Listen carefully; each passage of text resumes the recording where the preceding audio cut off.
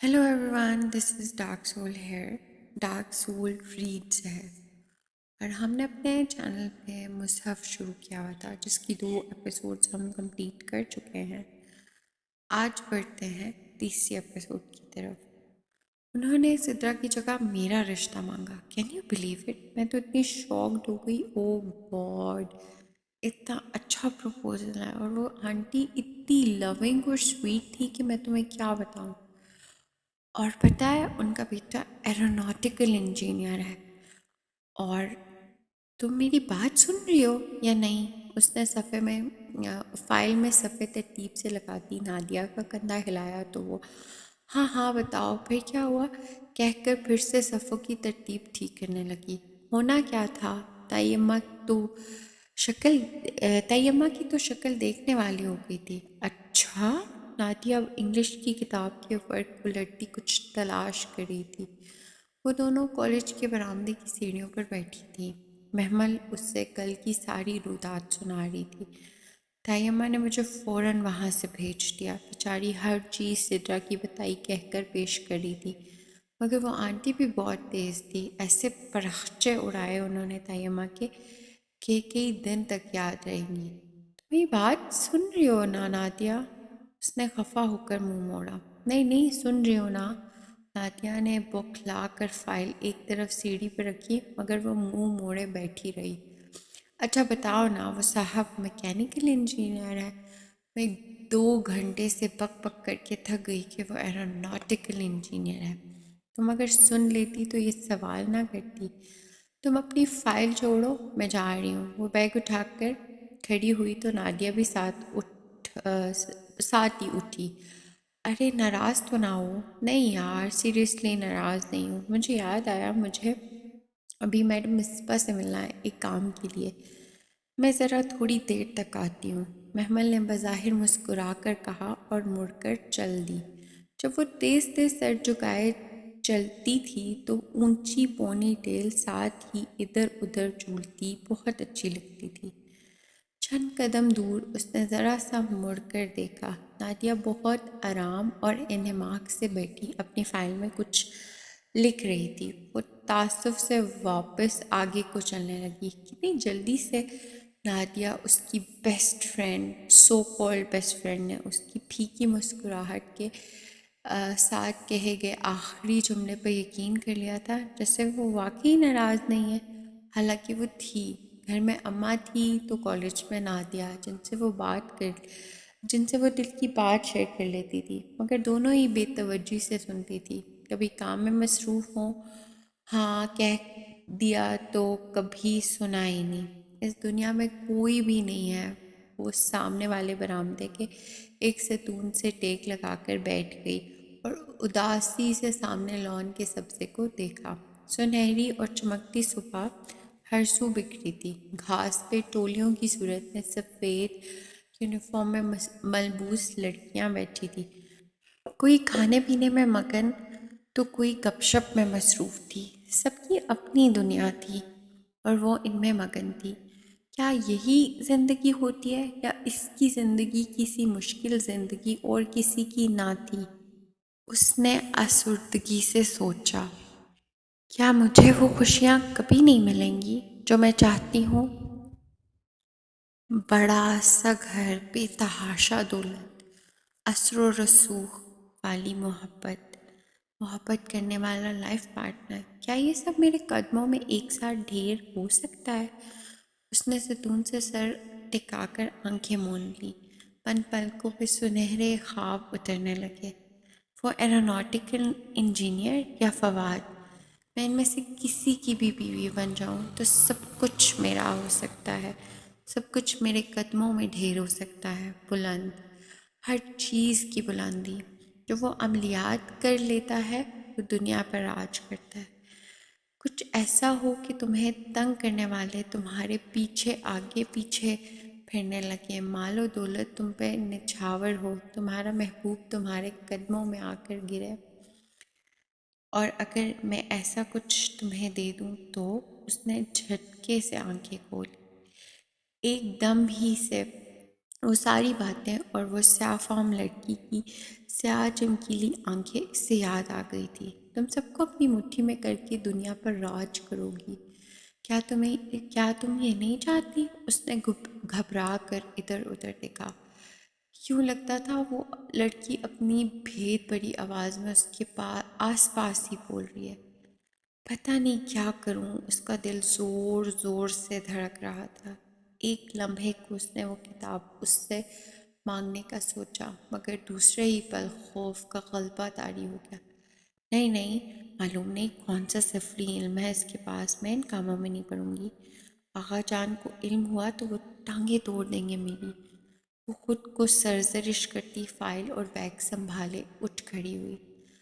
اسے اب اس سیاہ فام لڑکی سے کوئی بات نہیں کرنی تھی، بس اس نے فیصلہ کر لیا تھا۔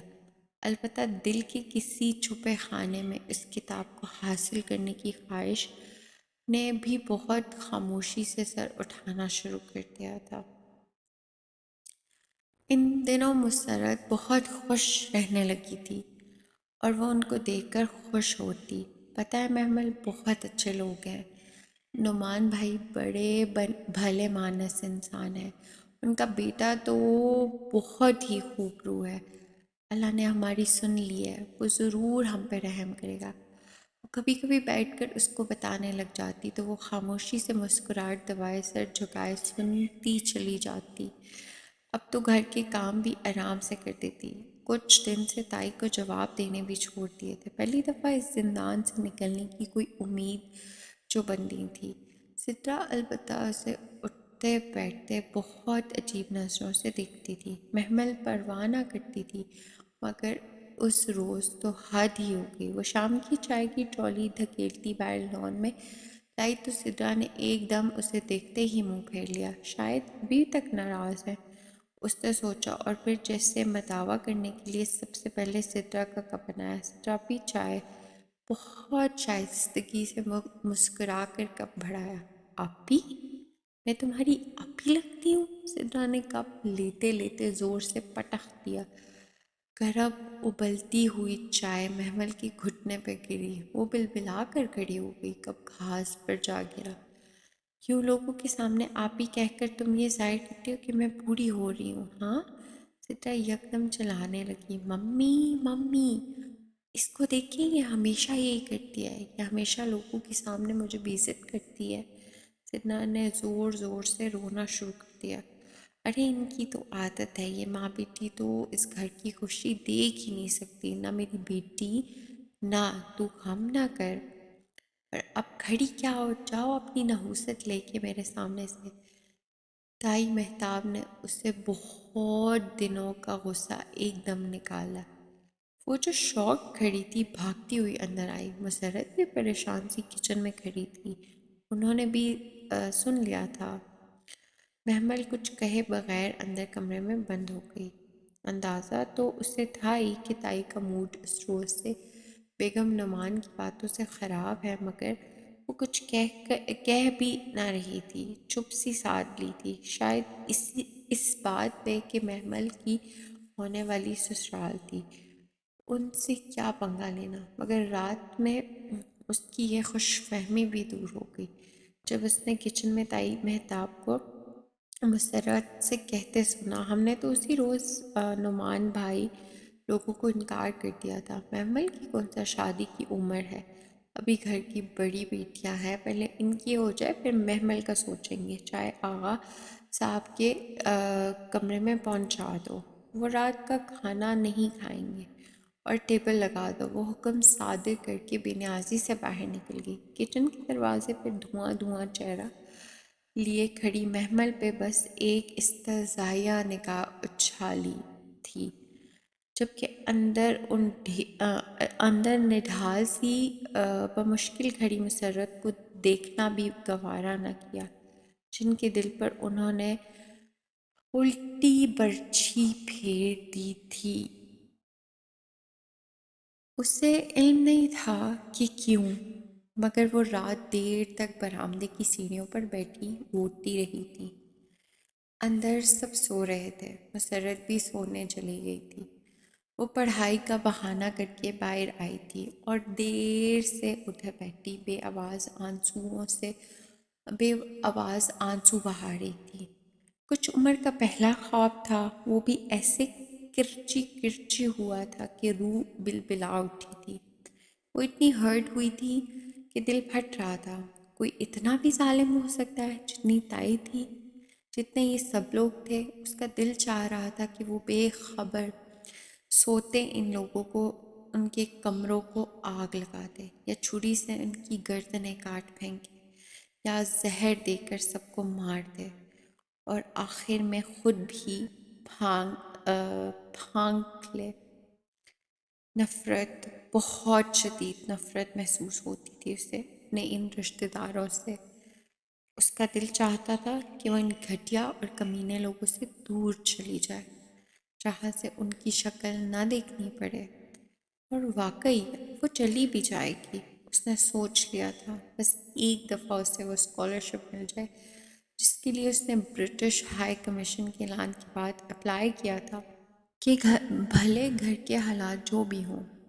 اس نے 5 سے FSC تک ہر بورڈ ایگزام میں پورے بورڈ میں ٹاپ کیا تھا۔ FSC سے پری انجینئرنگ میں ٹاپ کرنے کے باوجود اس کا انجینئرنگ کی طرف رجحان یا رہا نہ تھا، سو اس نے BSc میتھس میں ایڈمیشن لے لیا تھا، اور اسے امید تھی کہ اب بھی وہ ہی ٹاپ کرے گی، اور اگر اسکالرشپ اسے مل جاتی ہے تو بہت آسانی سے اسے اس زندان سے چھٹکارا مل جائے گا۔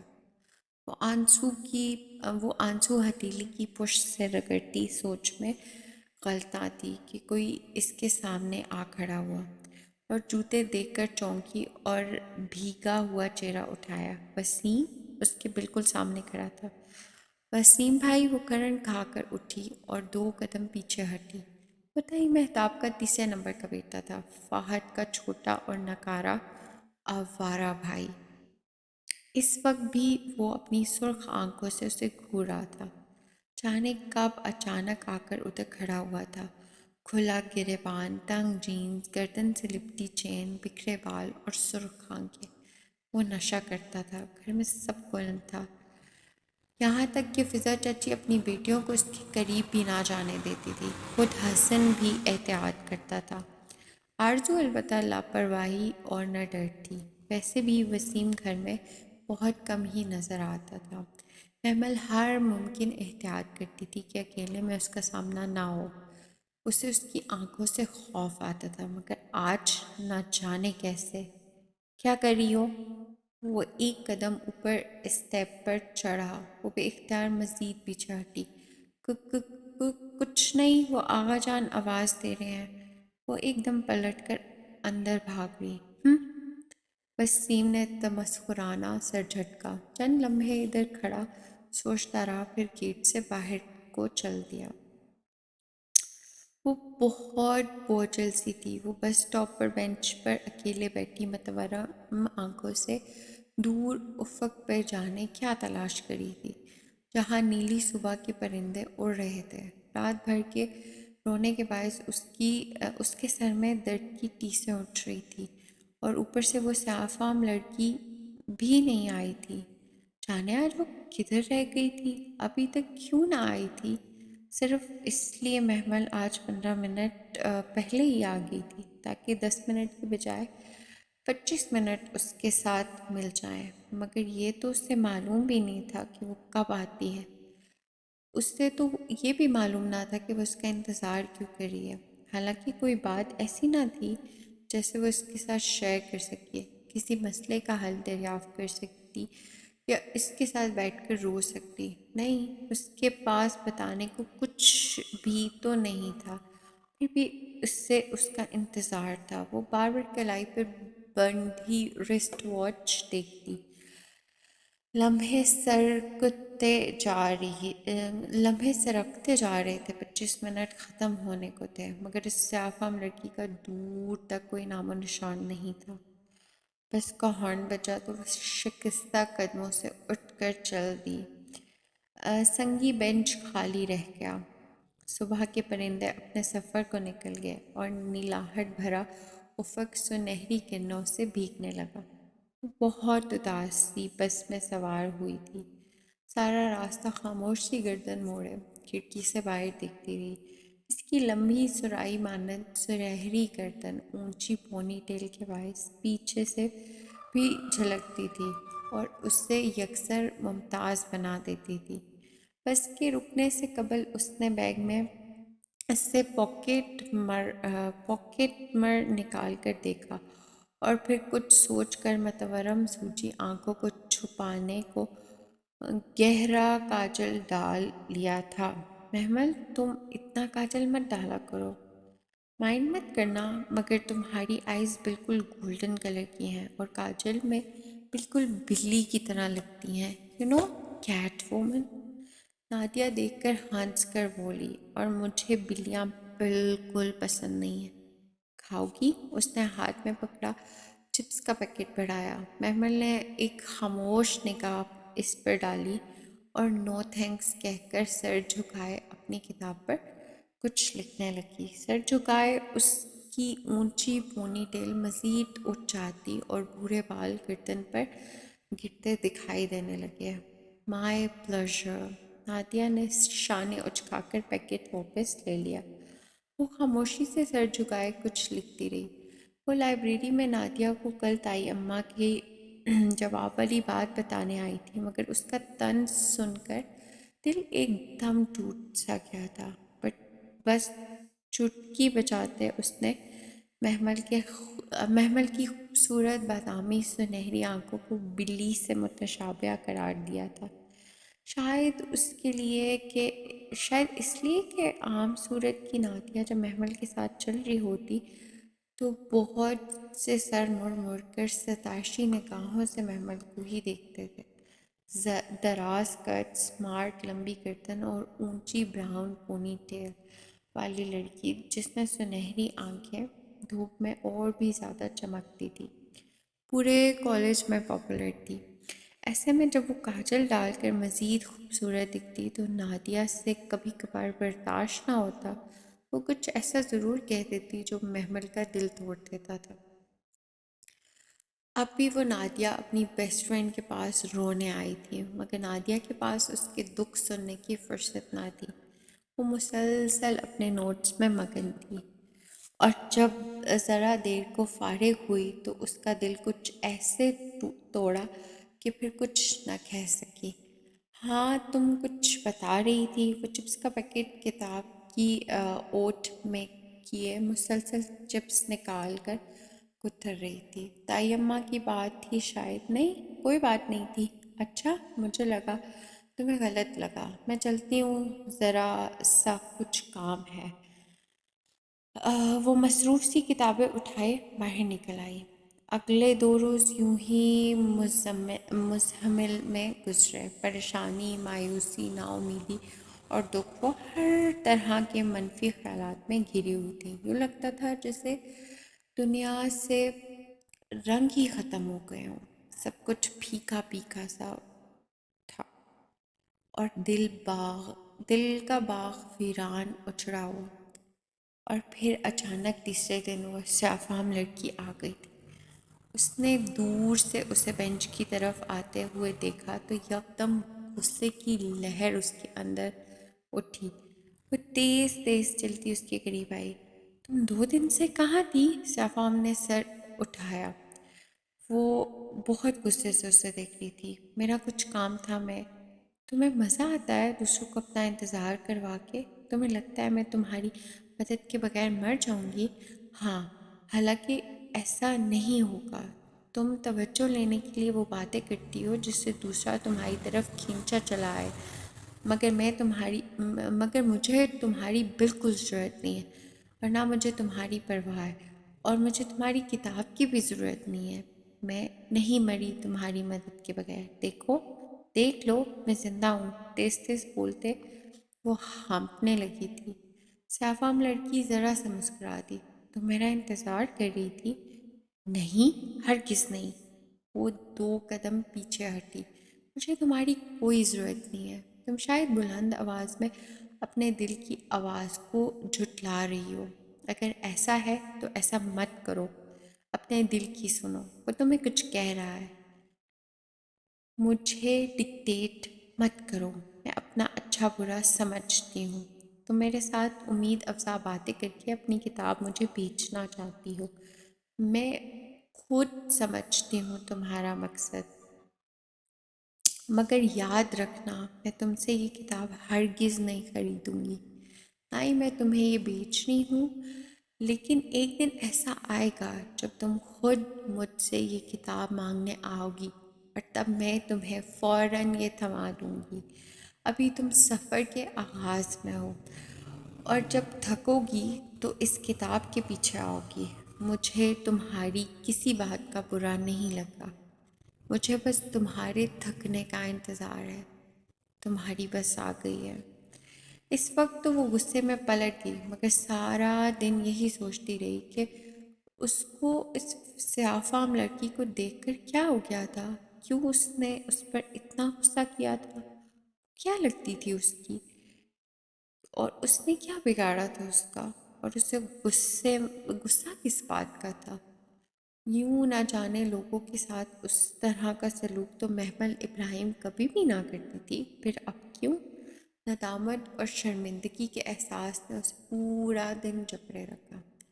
وہ کچن کے تمام کام بے توجہی سے نپٹاتی رہی، پڑھائی بھی ٹھیک سے نہ کر سکی، پیپرز ہو رہے تھے۔ ابھی اس کے پاس پڑھنے کو بہت کچھ تھا، مگر سارا دن احساس جرم سے اندر ہی اندر کچھ کچوکے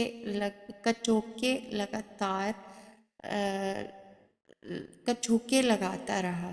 جب رات کو اچانک رضیہ پھپھو کی آمد کا شور اٹھا تو وہ بہت بے دلی سے لاؤنج میں آئی۔ فائقہ آج کل سارا وقت میرے ساتھ کچن میں لگی رہتی ہے، میں تو منع کرتی ہوں مگر مجال ہے جو یہ مجھے کسی کام کو ہاتھ لگانے دے۔ آج بھی پڈنگ بنائی تھی، کہہ رہی تھی سارے ماموں شوق سے کھاتے ہیں، انہیں دے آؤں۔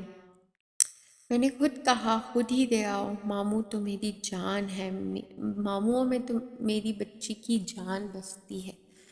اور سب ٹھیک ہے گھر میں؟ فواد کہاں ہے؟ نظر نہیں آ رہا۔ مہتاب تائی کے ہمراہ اندر داخل ہوتی رضیہ پھپھو نے بات کا اختتام پر ادھر ادھر دیکھ کر بظاہر سرسری سا پوچھا تھا۔ فواد تو نہ نظر آیا، مگر محمل پہ نظر پڑی تو چہرے پر ناگواری بکھر گئی۔ شاید اس وجہ سے ان کی آخری بات پہ وہ ذرا سا استہزائیہ مسکرائی تھی۔ لڑکی کوئی کام کاج ہے تمہیں؟ جب دیکھو لوٹھا کی لوٹھا ادھر ادھر بھاگتی پھرتی ہو۔ میری بھابھی کا جگرا ہے جو مفت خوروں کو گھر میں ٹکا رکھا ہے، ورنہ میں ہوتی تو انہیں اس کی مسکراہٹ تپا گئی تھی جیسے چوری پکڑی گئی ہو۔ سو بگڑ کر کہتی بڑے صوفے پر بیٹھی۔ فائقہ بھی دونوں ہاتھوں میں ٹرے پکڑے جس پر 2 ڈونگے رکھے تھے چلی آ رہی تھی۔ فیشن کے مطابق شارٹ شرٹ کے نیچے ٹراؤزر اور لمبے لمبے بال کھلے تھے جن میں چوٹی کے بل نظر آ رہے تھے۔ وہ سدرا کی طرح خوب میک اپ کرتی تھی اور اس طرح شاید ذرا قابل قبول صورت لگ جاتی تھی اگر وہ گہرے مسکارے اور آئی میک اپ کے اوپر وہ بڑا سا سیاہ فام فریم کا چشمہ نہ لگایا کرتی۔ یہ کدھر رکھوں مومانی جان؟ وہ رک کر مدھم آواز میں پوچھ رہی تھی، ورنہ یہی فائقہ تھی جو کچھ عرصہ قبل بے ہنگم شور کیا کرتی تھی۔ کچن میں رکھ دو، بلکہ محمل تم یہ لے جاؤ۔ لائیے۔ محمل آگے بڑھی تو فائقہ نے قطرے تذبذب سے ماں کو دیکھا۔ دے دے فائقہ باجی، فواد بھائی تو ویسے بھی ابھی آفس سے نہیں آئے، وہ پوچھ رہی تھی ابھی ان کا۔ وہ بے نیازی سے کہہ کر ٹرے لے کر کچن میں رکھ آئی۔ فواد ابھی تک نہیں آیا؟ پھپھو نے بے چینی سے گھڑی دیکھی، پھر فائقہ کو آنکھ کا اشارہ کیا۔ وہ فوراً مہتاب تائی کے بالکل مقابل صوفے پر معتب سی بیٹھ گئی۔ ہاں کچھ کام تھا شاید۔ اور تم ٹھیک ہو؟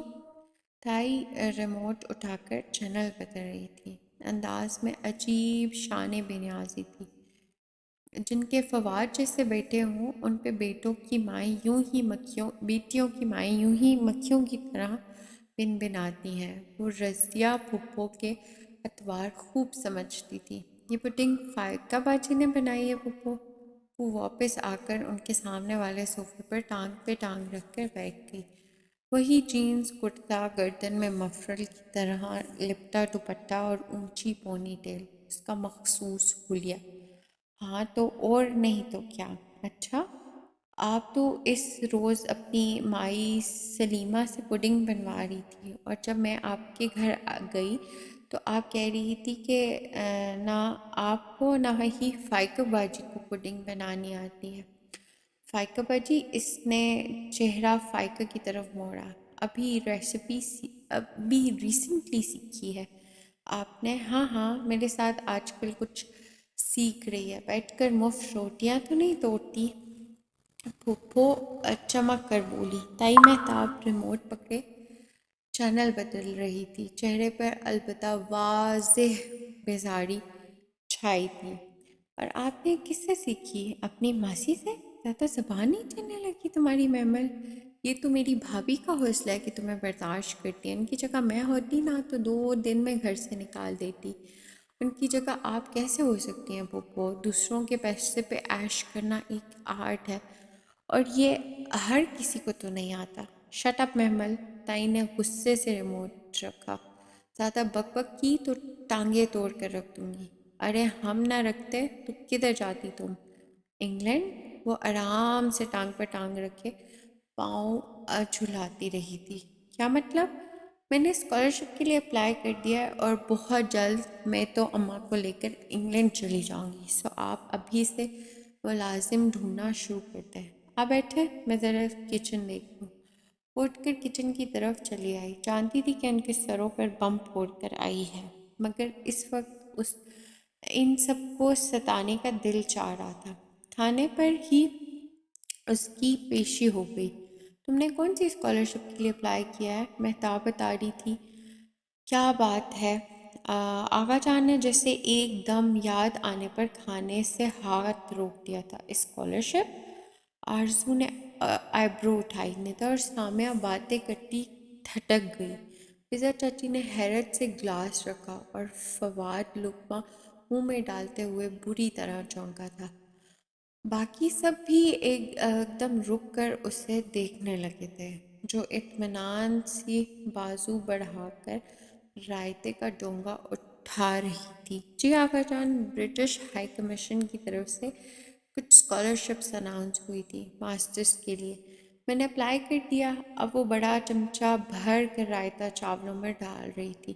امید ہے جلد ہی مل جائے گی، پھر میں انگلینڈ چلی جاؤں گی۔ سوچ رہی ہوں وہیں ساتھ ساتھ جاب وغیرہ بھی کر لوں، آخر خرچے بھی تو پورے کرنے ہوں گے نا۔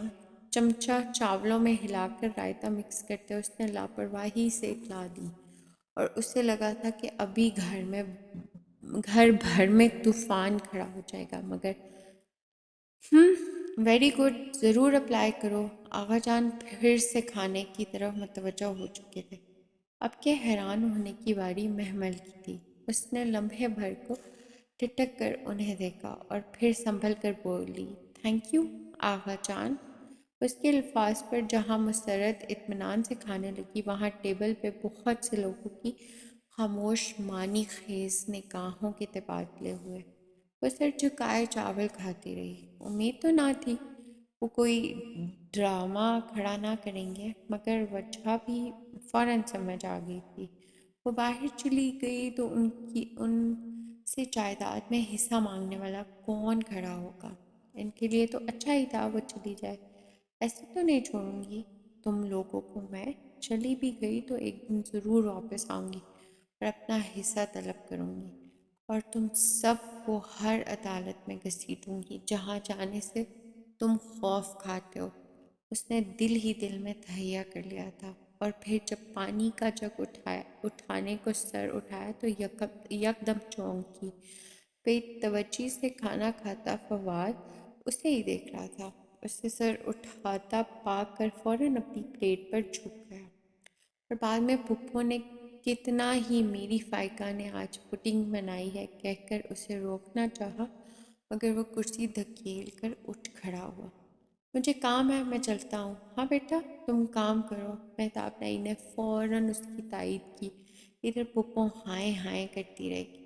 وہ لمبے لمبے ڈھک بھرتا باہر نکل گیا۔ محمل کا دل یکدم اداس سا ہو گیا تھا، پتہ نہیں کیوں۔ دور بینچ پر بیٹھی سیاہ فام لڑکی کو دیکھ کر اس کے قدموں میں تیزی آ گئی۔ وہ سب رفتاری سے چلتی بینچ کے قریب آئی۔ Good morning. سیاہ فام لڑکی نے چونک کر سر اٹھایا اور پھر ذرا سا مسکرائی۔ Good morning to you too. وہ اسی طرح کتاب کے کناروں پر مضبوطی سے ہاتھ جمائے بیٹھی تھی۔ میں دراصل محمل متذبذب سی اس کے ساتھ بیٹھی۔ مجھے کل کے رویے پر شرمندگی ہے۔ میں کبھی بھی اتنی روڈ نہیں ہوتی اور جانے دو، مجھے برا نہیں لگا۔ نہیں، I am sorry, really sorry. میں کچھ پریشان تھی۔ میں نے تو تمہیں تمہاری ہر پریشانی کا حل بتایا، تم خود اس طرف آنا نہیں چاہتی۔ نہیں، اس نے بے ساختہ نگاہیں چرائی۔ مجھے اس کتاب سے کوئی دلچسپی نہیں ہے، مگر اس کتاب کو تم سے ہے۔ اس نے مجھ سے کہا ہے کہ میں اسے تمہارے حوالے کر دوں۔ وہ پوری طرح چونکی تھی۔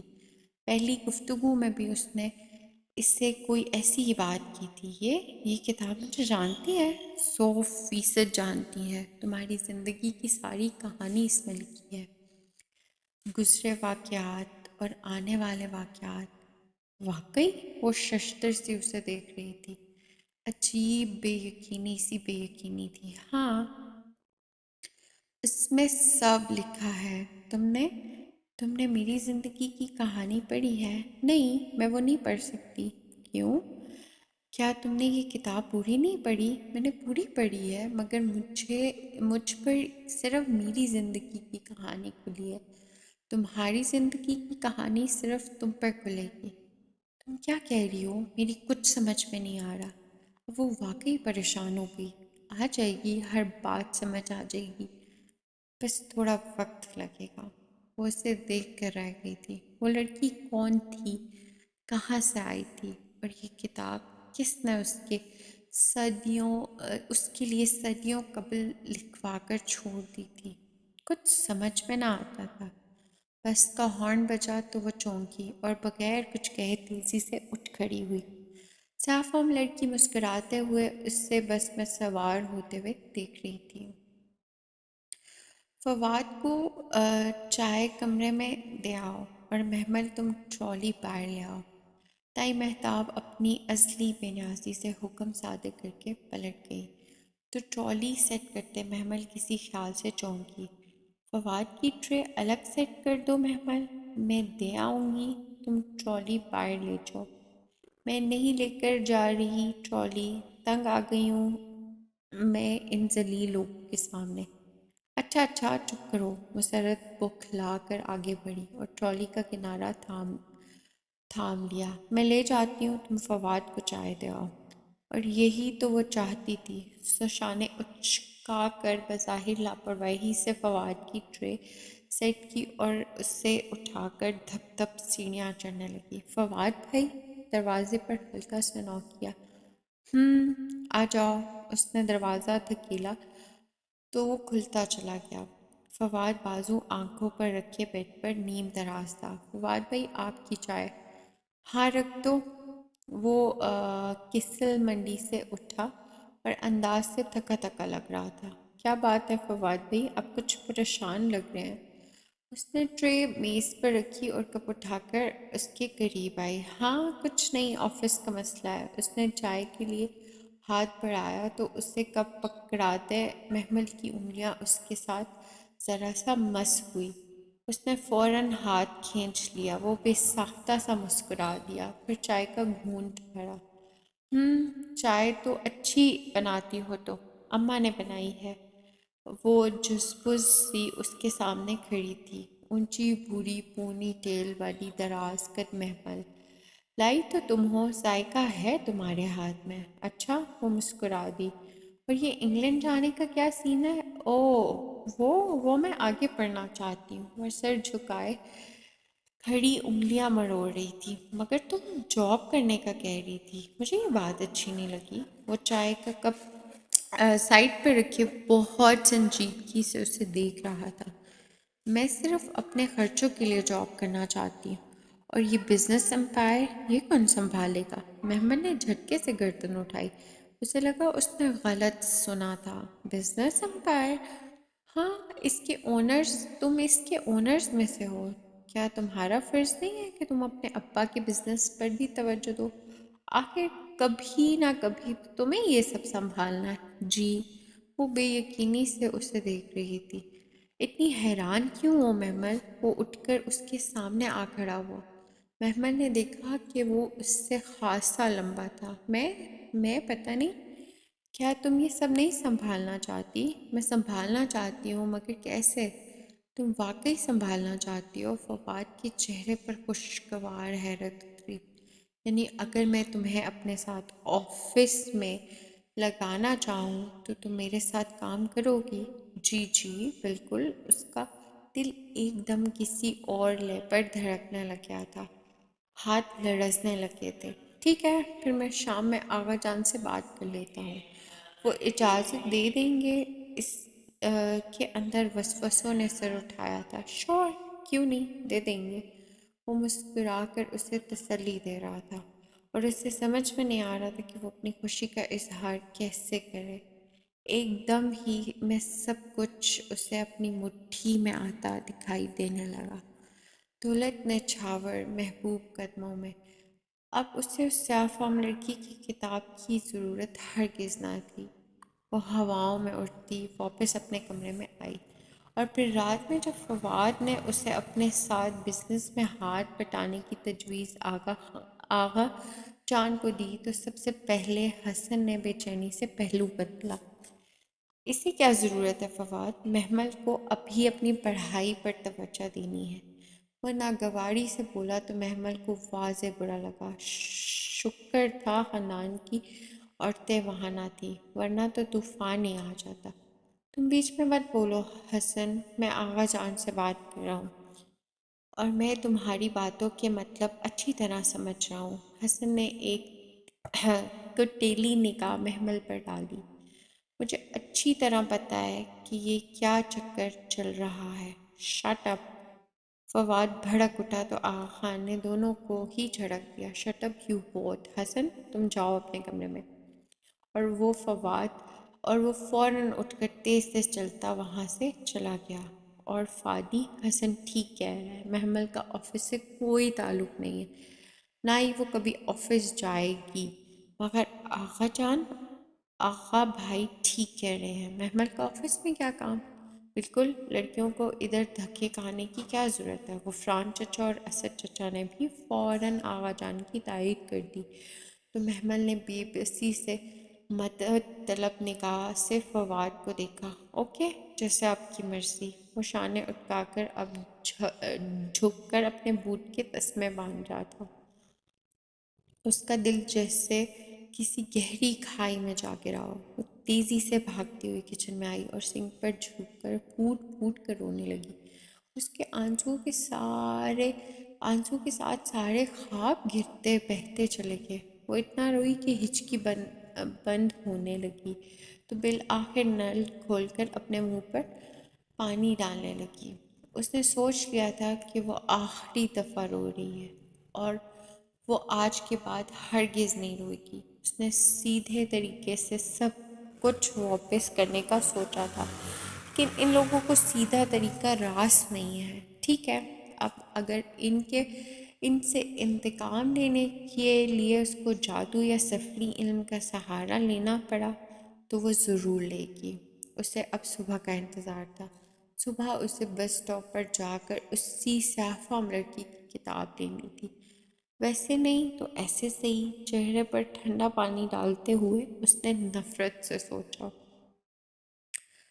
صبح اسے کالج نہیں جانا تھا، ایگزامز ختم ہو چکے تھے، مگر وہ پھر بھی بہانہ کر کے مخصوص وقت سے آدھا گھنٹہ پہلے ہی بس اسٹاپ پر چلی آئی تھی۔ اب مسلسل بینچ کے آس پاس ٹہل رہی تھی۔ سیاہ فام لڑکی ابھی تک نہ آئی تھی۔ محمل بار بار کلائی پر بند گھڑی دیکھتی، پھر بے چین نگاہوں سے گردن ادھر ادھر گھماتی، بھوری اونچی پونی ٹیل بھی ساتھ ہی جھولتی تھی۔ اسے شدت سے اس لڑکی کا انتظار تھا، اور آج تو لگتا تھا جیسے وقت بہت دیر سے گزر رہا ہو۔ بالآخر وہ تھک کر بینچ پر بیٹھی اور سر دونوں ہاتھوں میں تھام لیا۔ کیا میرا انتظار کر رہی تھی؟ اس نے اس کے کاندھے پر ہاتھ رکھا تو وہ کرنٹ کھا کر اٹھی۔ وہ صاف عام لڑکی کے ساتھ کھڑی مسکرا رہی تھی۔ میں تمہارا ہی ویٹ کر رہی تھی، اور میں جانتی ہوں کہ کیوں۔ وہ آرام سے بینچ پر بیٹھ گئی، بیگ کے اسٹرپ کاندھے سے اتار کر ایک طرف رکھا اور کتاب احتیاط سے گود میں رکھی۔ پھر جیسے فارغ ہو کر محمل کا چہرہ دیکھا۔ تم تھک گئی ہو؟ ہاں میں تھک گئی ہوں، میں تنگ آ گئی ہوں، اس دنیا میں میرے لیے کچھ بھی نہیں ہے اور کوئی بھی نہیں ہے۔ ایسے نہیں کہتے، ابھی تو تمہیں وہ کچھ لینا ہے جس کی چمک سے تمہاری آنکھیں چکا چوند رہ جائیں گی۔ ابھی تو تم صحیح راستے پر آئی ہو۔ مجھے صحیح اور غلط کا نہیں پتہ، نہ ہی میں صحیح اور غلط کی تفریق میں پڑھنا چاہتی ہوں۔ اس نے بے اختیار نگاہیں چرائی تھی، اپنے دل سے اپنے اندر بیٹھتے گلٹ کا احساس اپنے دل سے اپنے اندر بیٹھتے گلٹ کے احساس سے۔ کوئی بات نہیں، شروع میں یہ کتاب مشکل لگے گی، جیسے کوئی عذاب ہو، قید ہو، مگر پھر تم عادی ہو جاؤ گی۔ وہ ویسے ہی مسکرا رہی تھی۔ یہ کتاب مجھ سے کیسے بات کرے گی؟ محمل سحر زدہ سی اس کو گود میں رکھی کتاب کو دیکھ رہی تھی۔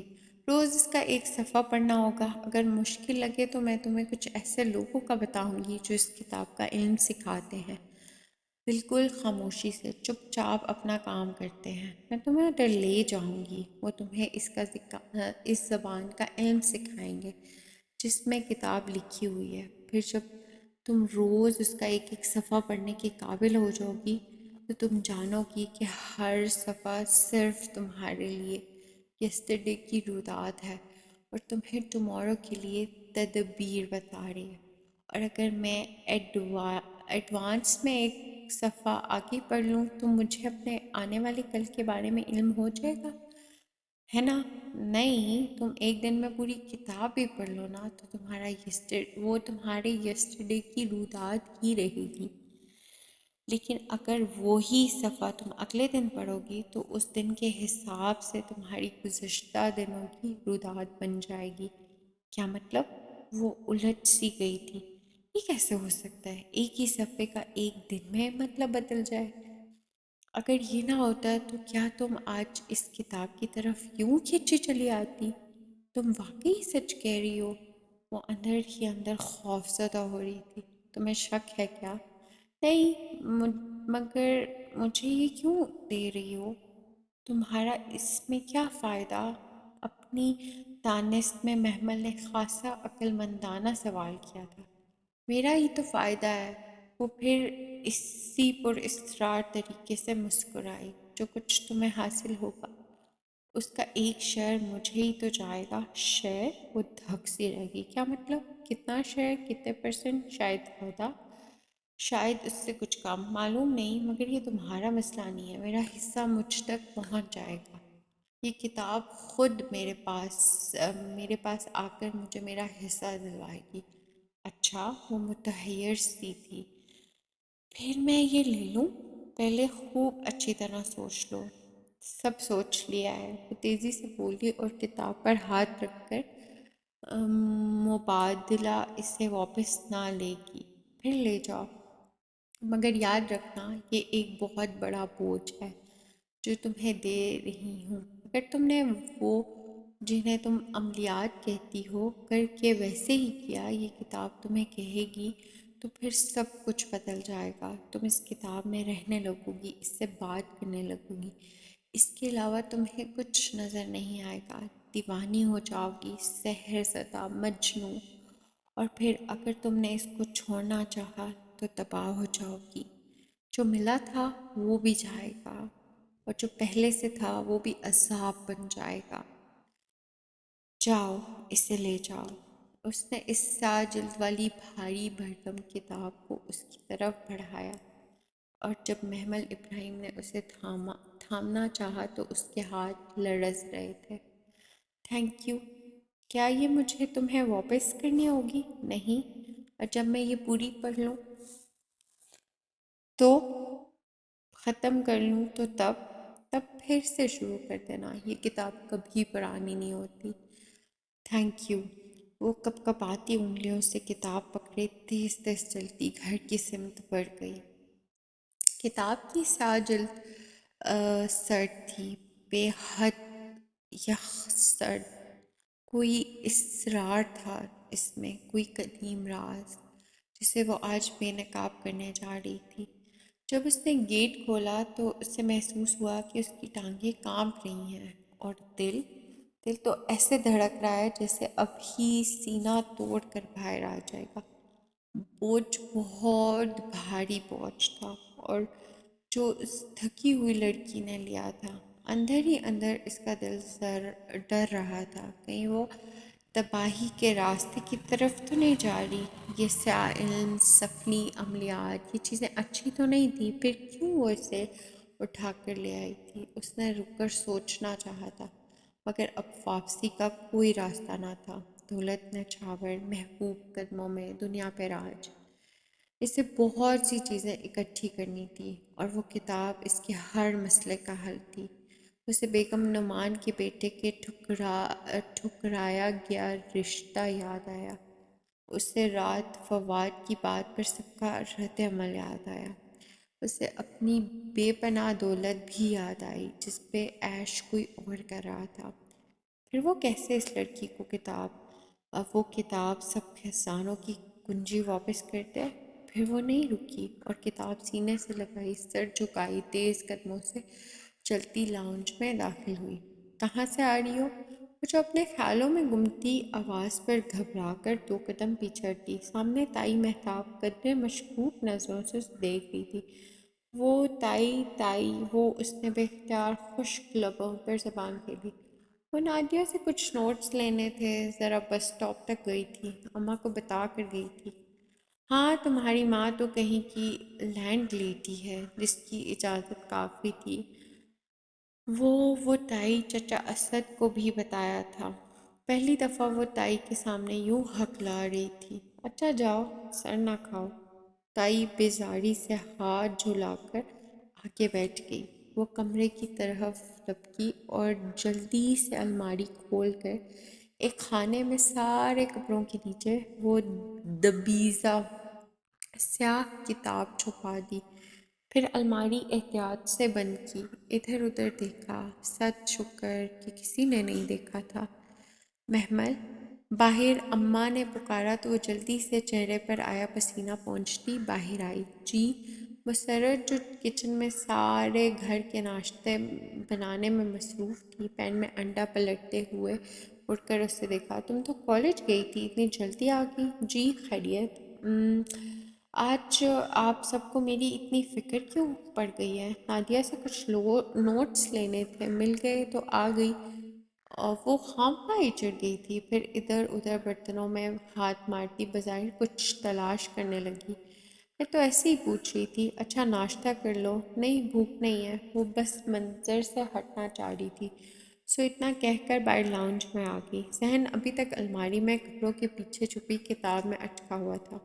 پھر گھر کے کام کاج، صفائی، اور اس کے بعد مسرت کے ساتھ مشین لگائے وہ میکانیکی انداز میں خاموشی سے کام کرتی رہی۔ مسلسل اس کا دل پلٹ پلٹ کر اس کتاب کی طرف جاتا تھا۔ وہ چند بار اندر آئی اور الماری کھول کر کپڑوں کے پیچھے ہاتھ تھپ تھپا کر دیکھا۔ کپڑوں کے پیچھے ہاتھ تھپ تھپا کر دیکھا۔ وہ سیاہ کتاب وہیں رکھی تھی۔ پھر سارا دن وہ موقع ڈھونڈتی رہی کہ جا کر اسے پڑھے،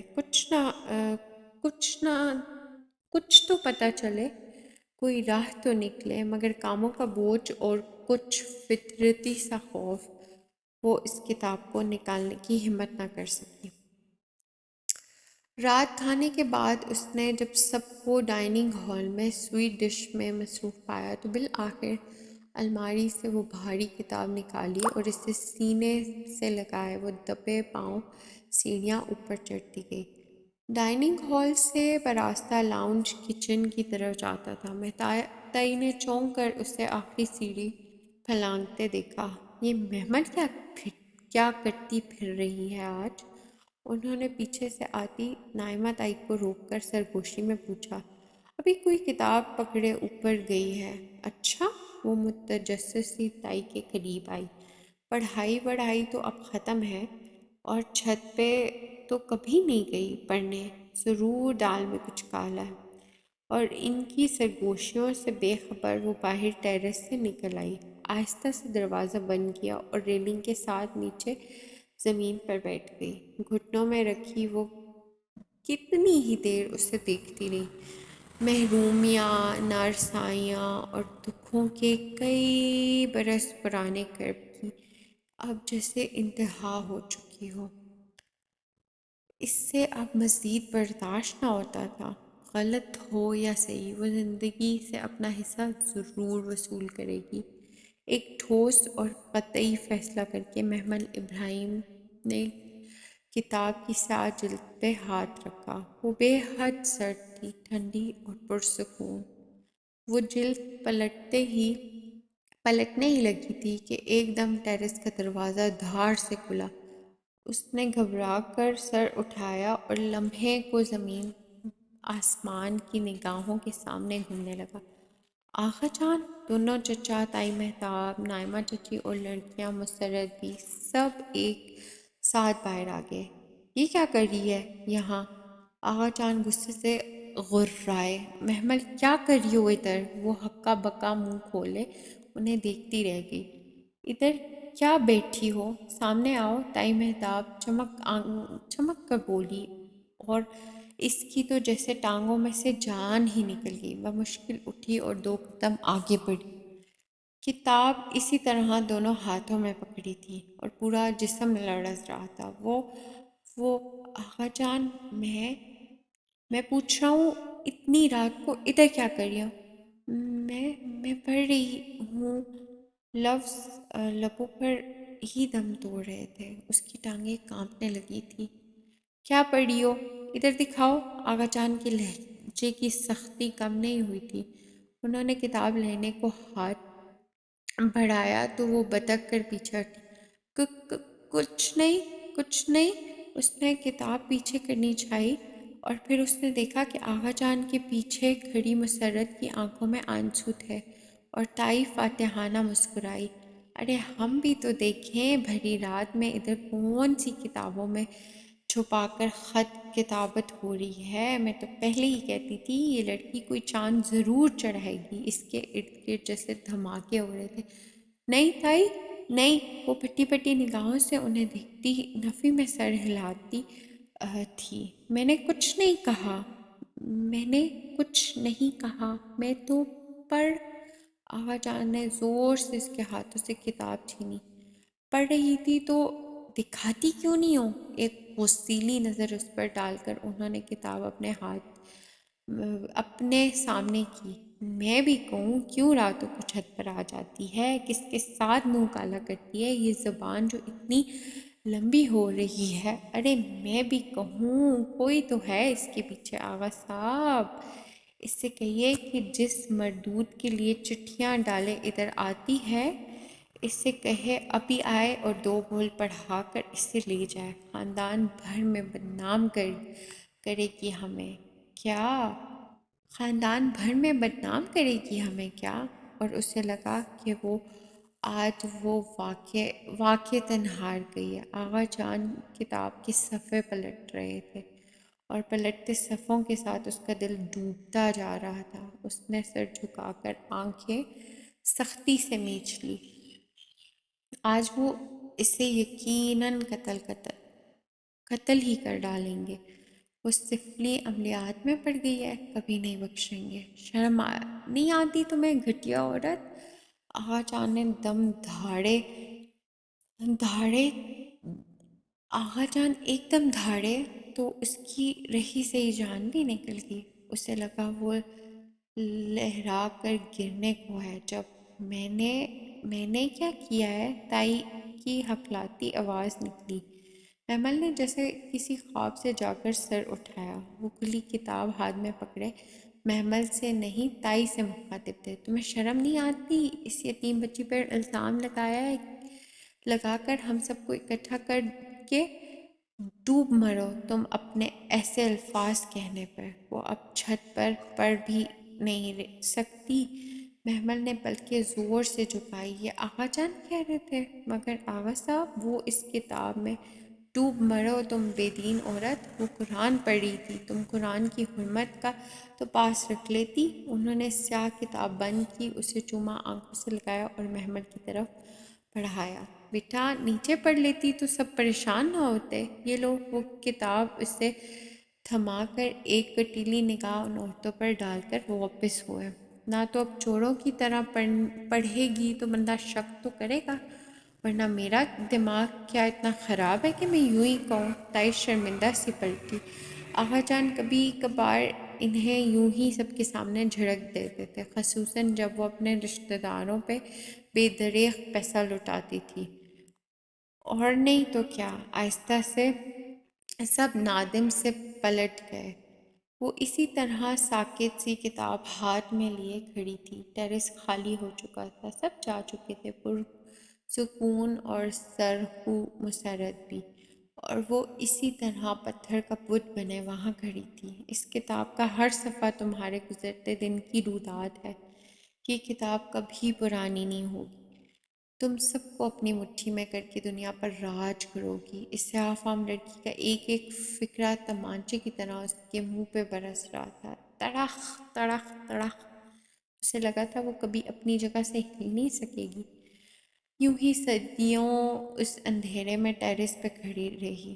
دھوکہ، مذاق، فریب، تمسخر، قرآن کی بے حرمتی.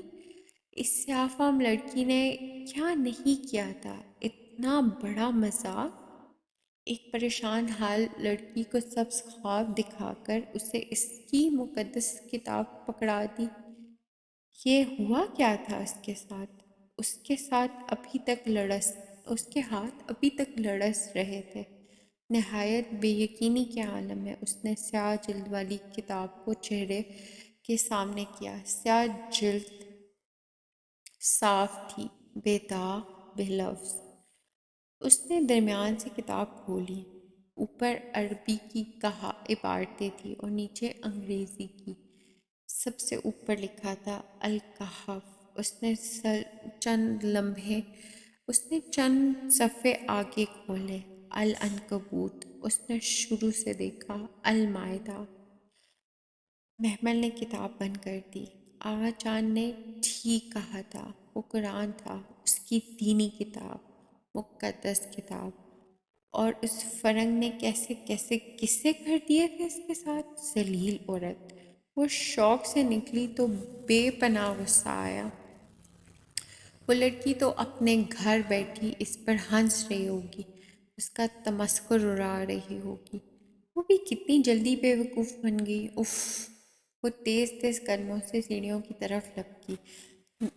نہ سر پہ دوپٹہ، نہ وضو، نماز، اور چلے ہیں قرآن پڑھنے.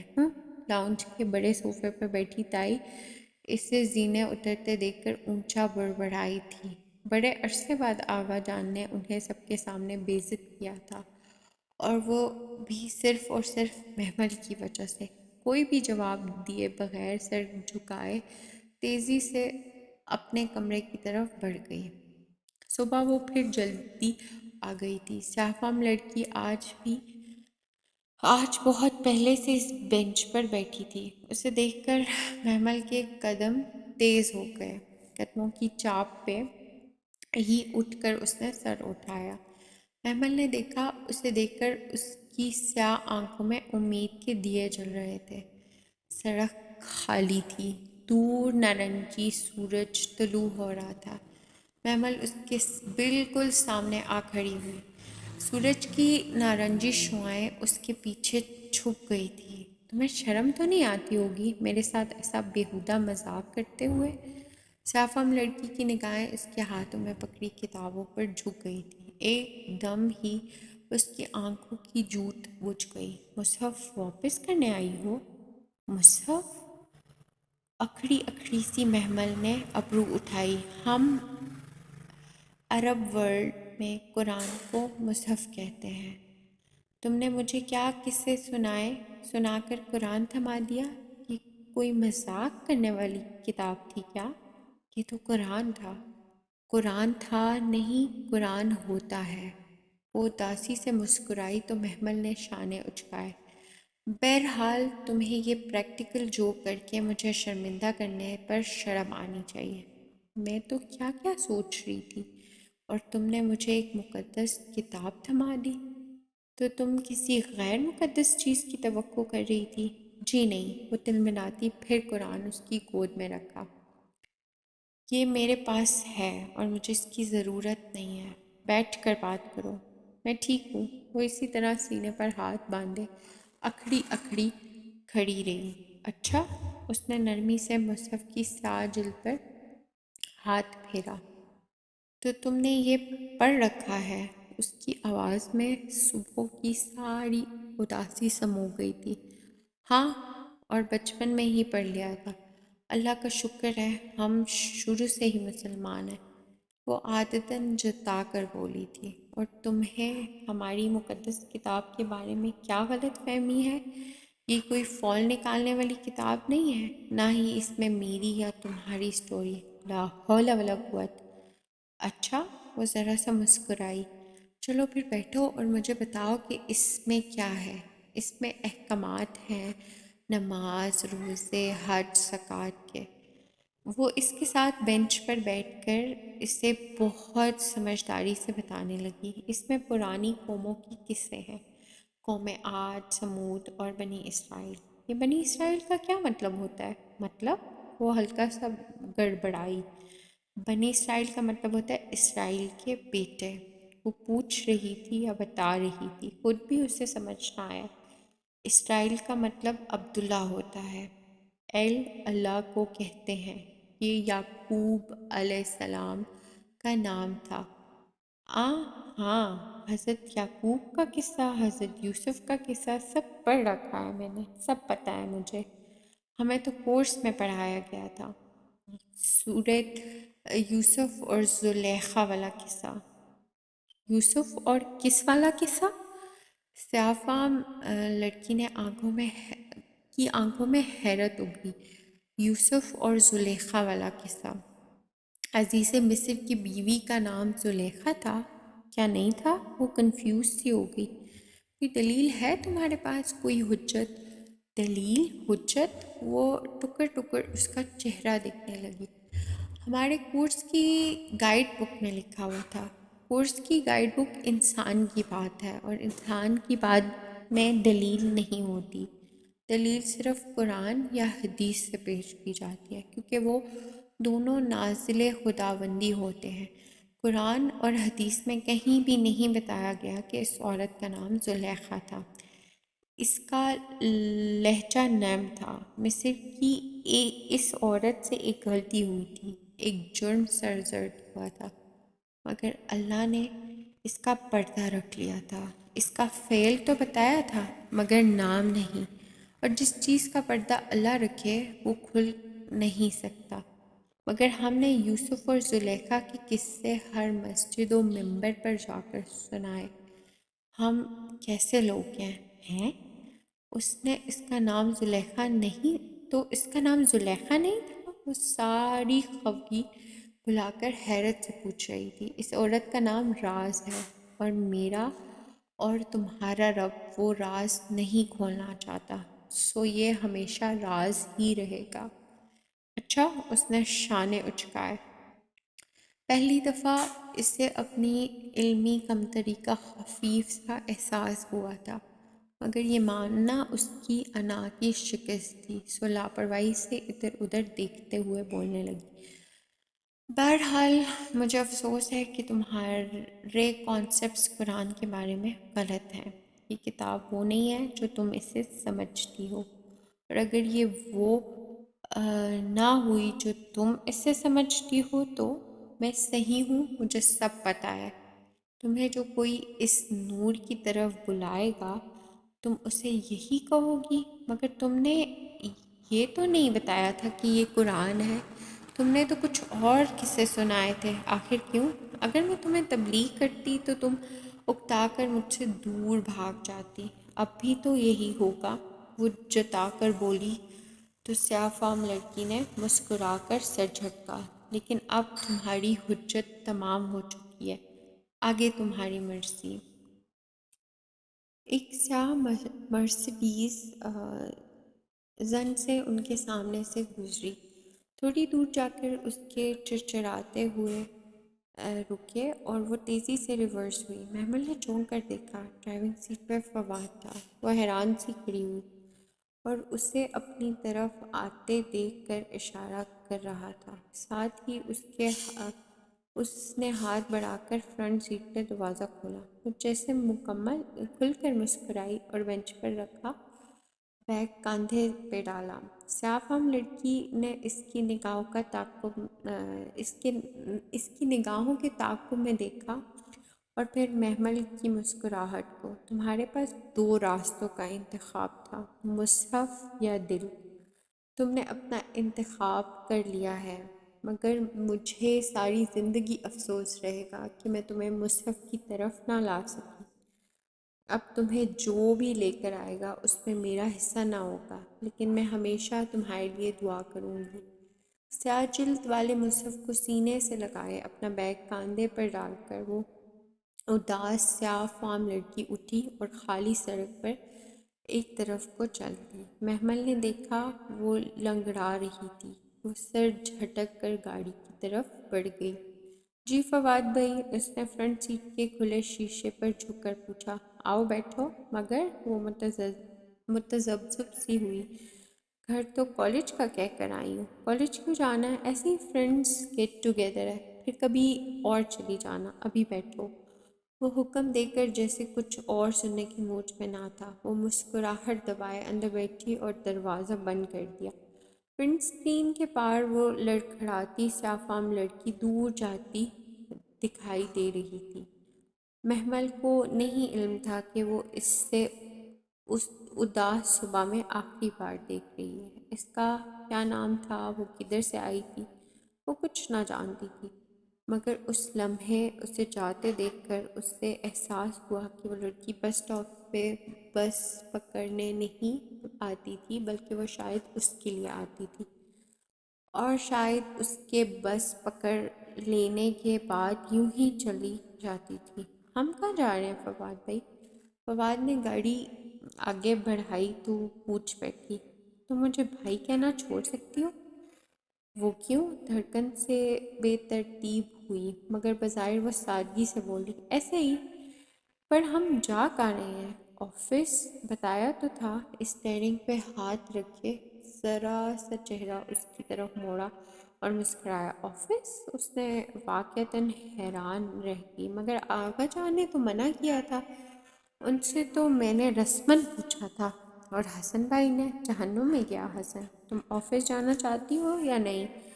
جانا چاہتی ہوں، اس کے بگڑنے پہ وہ جلدی سے بولی۔ وہ کھل کر مسکرا دیا۔ ایسے ہی اعتماد سے زندگی گزارو گی تو خوش ہوگی، ورنہ لوگ تمہیں ہضم کر جائیں گے۔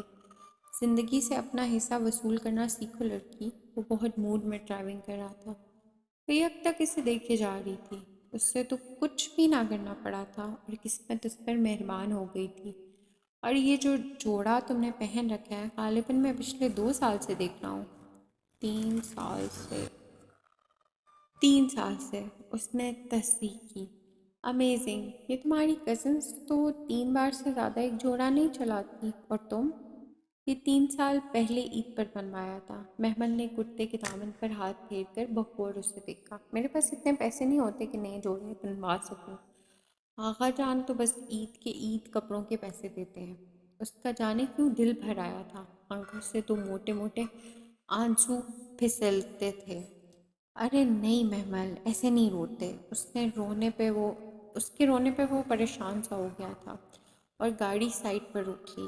میرا مقصد تمہیں ہرٹ کرنا نہیں تھا، اور جب تک میں ہوں تمہیں فکر کرنے کی ضرورت نہیں ہے۔ اس نے سر اٹھایا، کان سی بھوری آنکھیں بھیگی ہوئی تھی۔ اور ابھی آفس نہیں جاتے؟ جناس اوپر چلتے ہیں، وہاں سے تمہارے لیے ڈیزائنر ویئر لیتے ہیں۔ تم بہت خوبصورت ہو محمل، تمہیں خوبصورت چیزیں ہی پہننا چاہیے۔ اور اس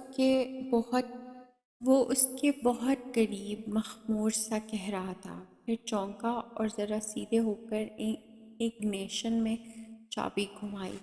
وہ سر جھکائے ہتھیلی کی پشت سے بھیگے رخسار رگڑ رہی تھی۔ ایک دل فریب مسکراہٹ اس کے لبوں پر بکھری تھی۔ اگرچہ تائی اماں کو پتہ چل جاتا کہ ان کا ولی عہد میرے آنسوؤں کی اتنی پرواہ کرتا ہے تو کتنا مزہ آئے۔ فواد طرب کا وہ پتہ تھا جس کے ذریعے اسے ان سب ظالم لوگوں سے انتقام لینا تھا۔ وہ اسے ڈیزائنر آؤٹ فٹس پر لے گیا تھا۔ محمل ایک دو دفعہ ندا یا سامیہ وغیرہ کے ساتھ ادھر آئی تھی۔ رنگوں، خوشبوؤں اور خوابوں کی سرزمین، چمکتے سنگ مرمر کے فرش اور قیمتی ملبوسات۔ اسے لگا وہ کسی خواب میں چل رہی ہے۔ سب کچھ جیسے واقعی اس کے قدموں میں ڈھیر ہو چکا تھا۔ آج کل ایسی شارٹ شرٹس کا فیشن ہے اور تم اتنی لمبی کرتیاں پہنتی ہو۔ ایک تنقیدی نگاہ اس پر ڈال کر اس نے بے حد جدید تراش خراش کے لباس کا ہینگرز اتار کر اس کے کاندھے کے ساتھ لگایا۔ یہ ٹھیک ہے، تمہیں کیسا لگا؟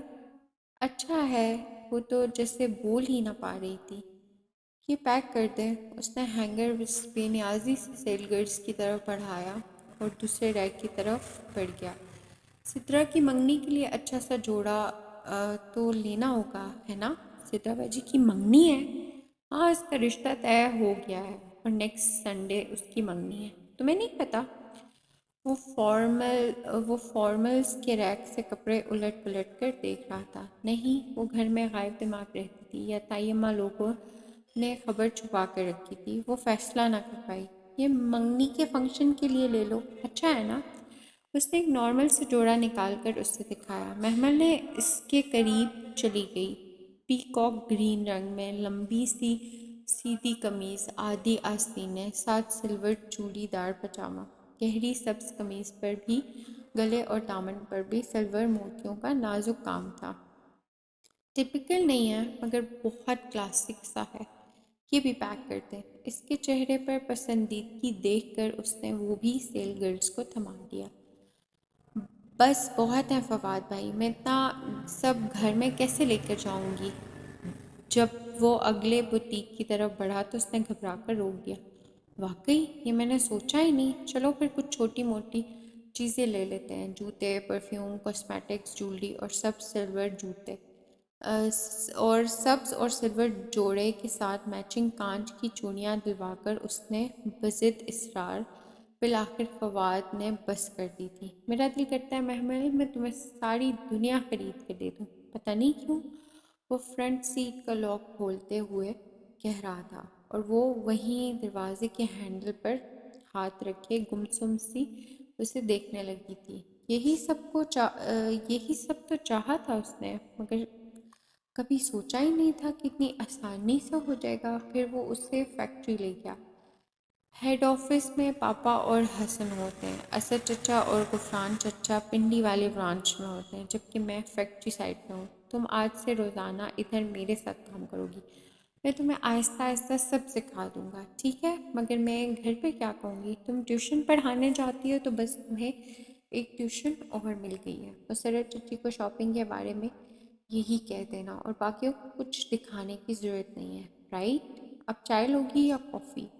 وہ اپنی سیٹ سنبھالتے بے نیازی سے ہدایت دے کر فون کی طرف بڑھا تو وہ طمانیت سے مسکرا دی، کافی۔ وہ اس کے مقابل کرسی کی پشت سے ٹیک لگائی، گڈ۔ وہ بھی مسکرا دیا۔ مسکراتے ہوئے وہ بہت اچھا لگتا تھا۔ اس روز فواد نے اسے کوئی کام نہیں کرنے دیا، بس ادھر بیٹھ کر مجھے ابروز کرو اور سیکھو، کہہ کر اسے اپنے سامنے بٹھا دیا۔ کام کرتے وہ گاہے بگاہے نگاہ اٹھا کر اسے مسکرا کر دیکھتا تو وہ بھی ہنس پڑتی۔ وہ دن اسے اپنی زندگی کے بہترین دنوں میں سے لگا تھا۔ اماں مجھے دوسری ٹیوشن بھی مل گیا ہے، سو آئندہ صبح جایا کروں گی۔ مسرت اپنے کامروں میں الجھی تھی، سو دھیان نہ دیا۔ اس نے خاموشی سے سارے کپڑے اور چیزیں الماری میں رکھ دی۔ پھر روز کا یہی معمول بن گیا۔ نادیہ کے والد کی اکیڈمی سے اس نے مہینے بھر کی چھٹی لے لی تھی اور صبح سے شام ڈھلے فواد کے ساتھ فیکٹری چلی جاتی تھی۔